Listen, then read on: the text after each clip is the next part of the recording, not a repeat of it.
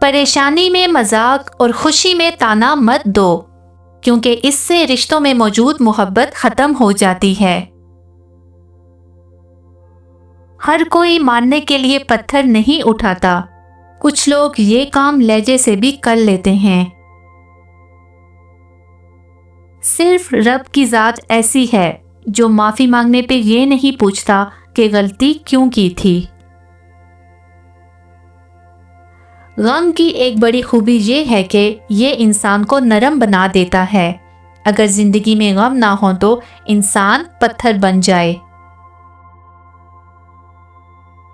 زندگی برف کی طرح ہے، نیک کاموں میں گزارو، ورنہ پگھل تو رہی ہے، ختم بھی ہو جائے گی۔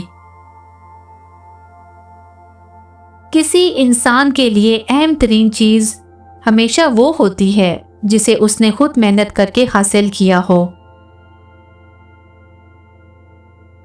اگر ہمیں یہ احساس ہو جائے کہ ہمارے ماضی کے کام نہ ہونے میں کتنی بہتری تھی، تو ہماری بے سکونی ختم ہو جائے۔ تنقید کے لیے 2 چٹان کی زبان کافی ہوتی ہے، مگر برداشت کے لیے ہاتھ جتنا دل اور شیر جتنا حوصلہ چاہیے۔ رشتے ضرورت کے ہوں تو کبھی خوشی نہیں دیتے، جذبات کے ہوں تو کبھی ساتھ نہیں چھوڑتے۔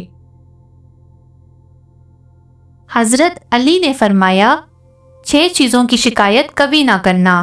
نمبر 1، اپنی قسمت کی۔ نمبر 2، اولاد کے سامنے اپنے بڑوں کی۔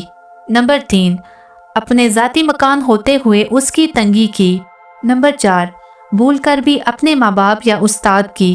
نمبر 5، غیر کے سامنے اپنے دوست کی۔ نمبر 6، رخصت کرنے کے بعد اپنے مہمان کی۔